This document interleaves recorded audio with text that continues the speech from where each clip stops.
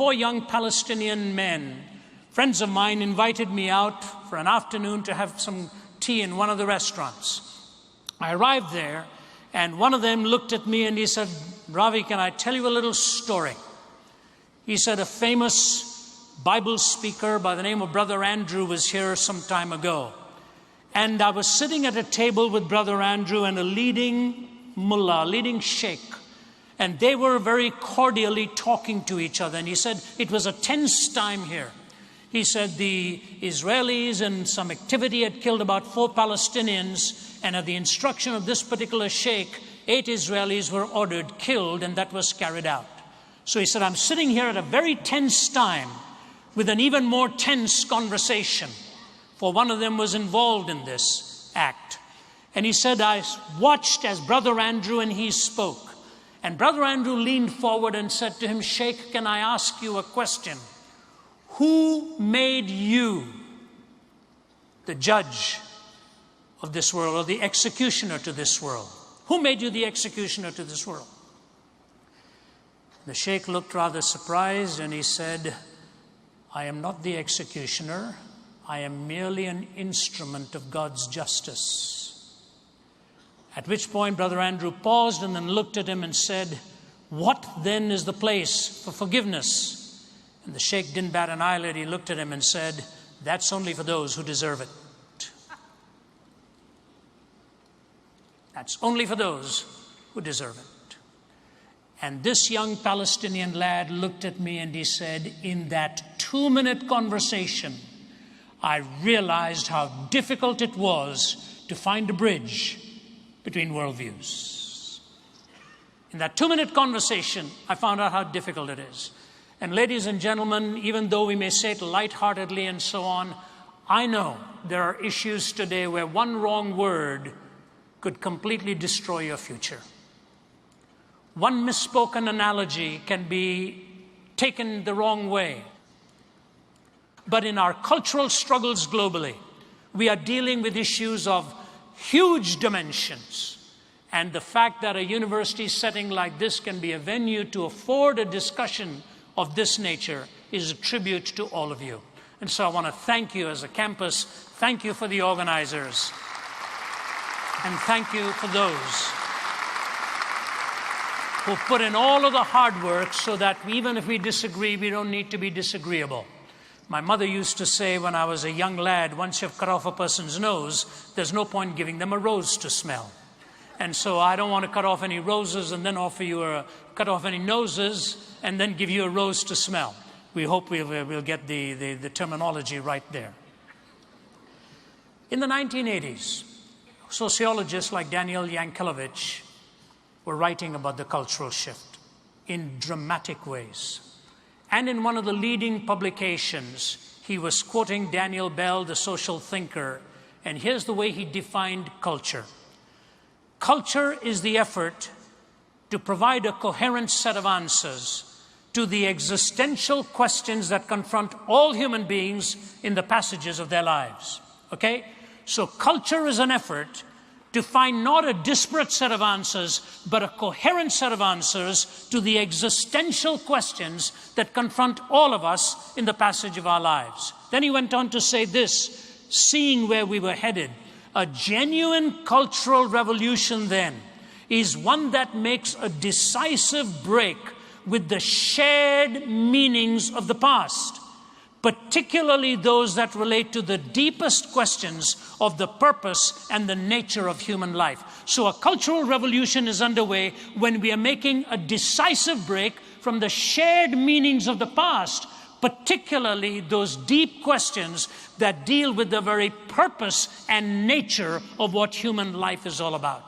So if it's an effort to find a coherent set of answers, and a cultural revolution takes place when we are taking a decisive break from the shared meanings of the past, then you know the more you get to the hard questions, if you calibrate them wrongly at ground level, to use an airplane analogy, if the calibration is wrong at the ground level, then the higher the altitude you fly to, the variance is going to be wider and wider and wider. And it's these culturally shared meanings that are now up for grabs, and the cultural revolution is now into its second or third generation. What was happening? I believe there were three sociological phenomena that was lying beneath the surface. I use this only as a scaffolding now to bring you to the point of what it is I think the deductions really are and wherein lie our answers. Many years ago, one of them wrote it in these words: first, dentistry was painless, then bicycles were chainless, and carriages were horseless, and many laws enforceless. Next, cookery was fireless, telegraphy was wireless, cigars were nicotineless, and coffee caffeineless. Soon oranges were seedless, the putting green was weedless, the proper diet fatless. New motor roads are dustless, the latest steel is rustless, our tennis courts are sodless, our new religion godless. All of a sudden, definitions are taking place without a transcendent perspective of any kind. And the three underlying sociological phenomena were as follows. Number one, the process of secularization. What is the process of secularization? It is the process by which religious ideas, institutions, and interpretations were deemed to have lost their social significance. Where religious ideas, institutions, and interpretations were considered to have lost their social significance. Yes, they could function, but in terms of the hard questions of meaning, essence, and destiny, they were put on the margin and not considered as serious voices in the shifting sands of the Cultural Revolution. How do we even illustrate something like that? Say you were discussing a serious social issue of our time, and you had a panel in front of you on television, and you're watching the program. And you see an academic, you see a psychologist, you see a lawyer, you see a medical practitioner, you see a philosopher of ethics, and you're listening to all that they have to say. You see a behavioral scientist and so on. And then all of a sudden you come to a pastor and his or her view on the subject. The way the sociological fabric was changing, at the moment the religiously ordained person started to speak on the subject, he or she was assumed at that point to be prejudiced on the subject, as if all the others were completely objective on what they were dealing with. That's precisely what secularization actually meant. That religious ideas, institutions, and interpretations were losing their social significance. When you saw this kind of thing taking place, you began to see what it was that people were actually arguing for or arguing against. The secularization process was described well by British journalist Steve Turner. We believe in Marx, Freud, and Darwin. We believe everything is okay as long as you don't hurt anyone to the best of your definition of hurt and to the best of your definition of knowledge. We believe in sex before, during, and after marriage. We believe in the therapy of sin. We believe that adultery is fun.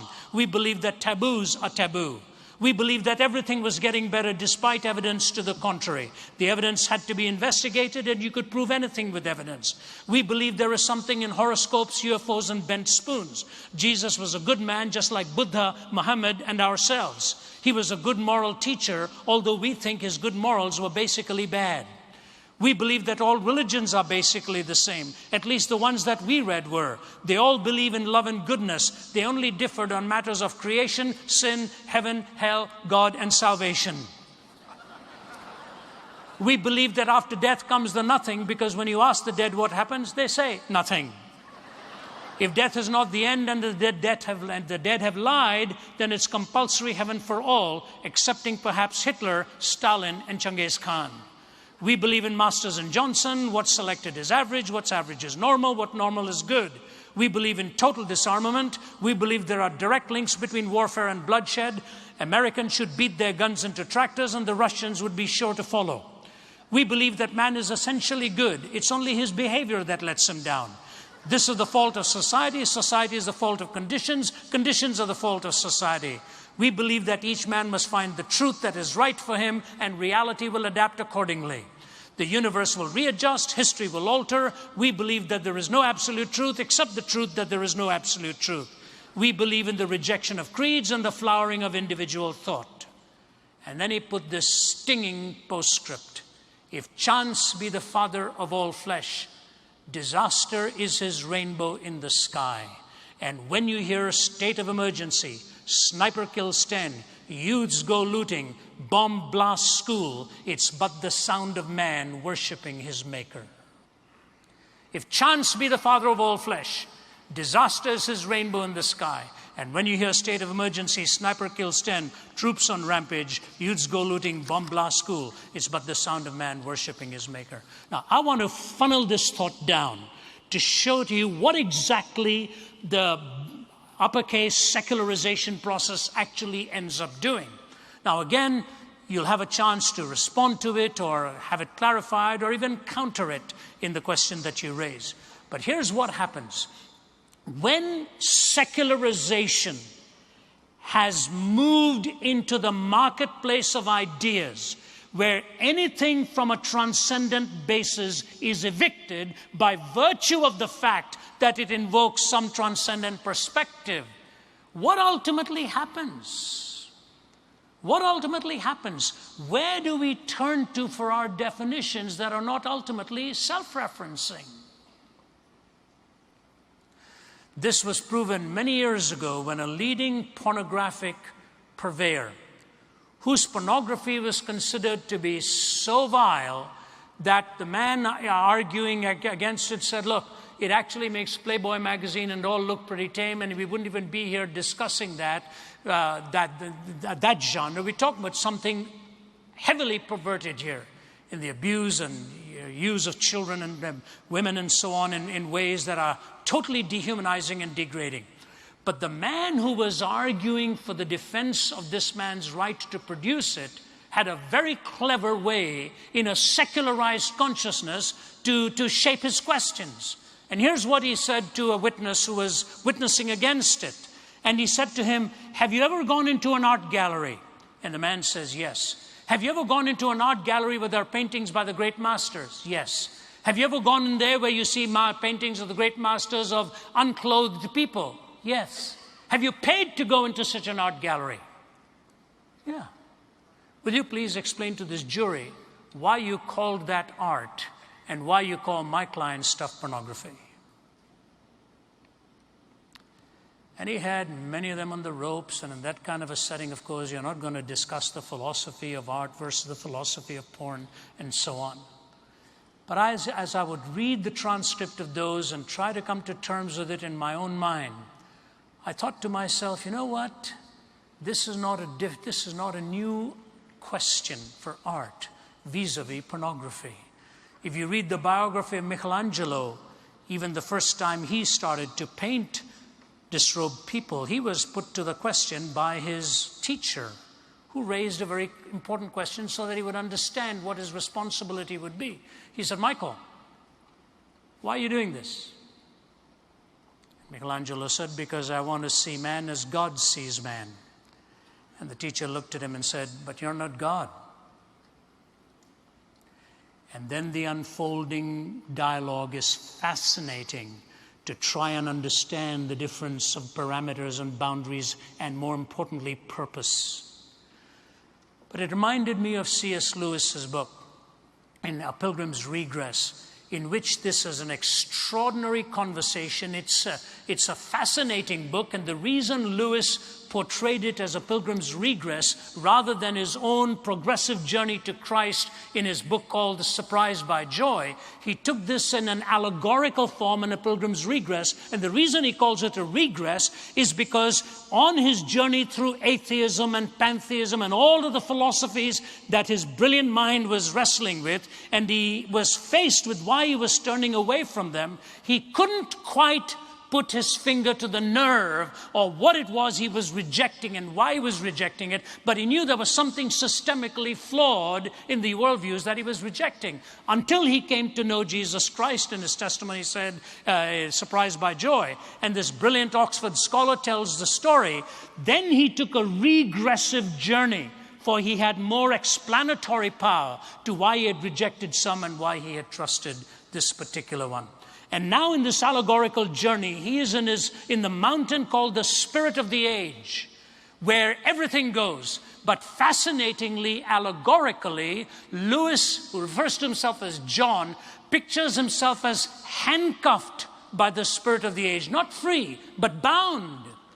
A brilliant metaphor of how absolute freedom can actually become a form of bondage in itself. And while he is bound in chains, he's looking at the neuronic stare of he who heads up the Spirit of the Age.